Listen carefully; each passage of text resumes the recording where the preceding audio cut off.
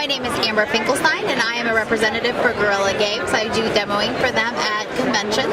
Today we're talking about Monster Derby, a new game by Jeff Sidek that is going to be working on its Kickstarter right now. So this is a new game that is very exciting. It starts with getting agendas, which give you an order in which you think that the monsters are going to be finishing. And as you can see, all of the monsters over here have different colored bases. Now there are 25 different monsters, so you can change those around, and you'll have the opportunity to customize what monsters are going on each round. You'll see on the monsters they also have hit points on the side. If they're in the black, they're able to continue moving, but if they get down into the red, they are unable to continue. They also have native terrain that is kind of hidden underneath the base, but you can kind of see that. This particular one, the sea serpent, is native to water, but we also have desert and rock and brush. And you can see in the corner right here, there is the number of attack points that they have, and that's the number of dice that they're able to roll when they attack another player. So the way that you play is, once you get your hidden agenda, you're going to put that down so that no one else can see it.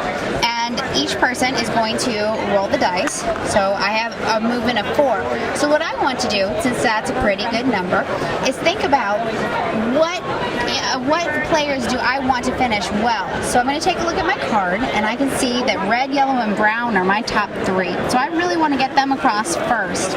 Now red and yellow are kind of hidden in the back. It's the Cyclops here and the Yeti here, and they're blocked in, so I can't do anything with them yet because you can't cross a space that another player is in. So I'm going to go ahead and go with the brown, the tree folk, and I'm going to move him 4 spaces. You're only able to move forward, not backwards, but you can move to the side. So I'm going to move him 1, and I'm going to look at that and see that he's native to brush. So I want to make sure to get over onto the brush area, which is on the back of the board here.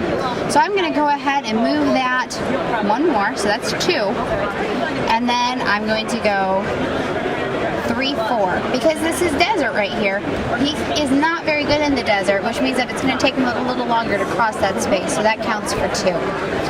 Alright, so now that turn is done, so he turns facing forward to show that he is completed. So now the next player would go, and they would roll their dice. So they have a 1, and they're going to look at their hidden agenda, and they're going to see that the ones that they don't like are red, blue, and black, because that's not a very good number for them to roll. So black, blue, and red are the ones that I want to think about moving. So I have a tortoise here, I have the vampire, and I have the cyclops that are black, blue, and red. So I'm going to go ahead and just move the tortoise 1 forward, and then turn him so that he is good to go. Now, it's the first player's turn again, so we're going to roll. So that's 6, and they're fans of yellow on this one. So I'm going to go ahead and move my yellow player. So that's the Yeti. And now since I've cleared this space earlier, I can move into it.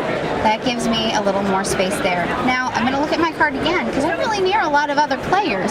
So I'm going to see that I really don't like orange. Orange is my least favorite character, so I'm going to go ahead and attack that one.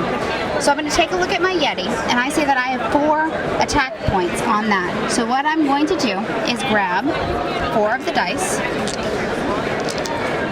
and 1 of the wacky dice, which have special attacks on that. So I have attack, defense, and attack and defense that are options on that. The rest of the sides are blank.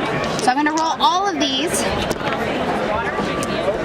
and as you can see, I have 3 hits, 1 no hit, and then a blank here on the wacky die. So that means that the Yeti is going to do 4 points of damage to the sea serpent. So I'm going to go ahead and move that down to 5.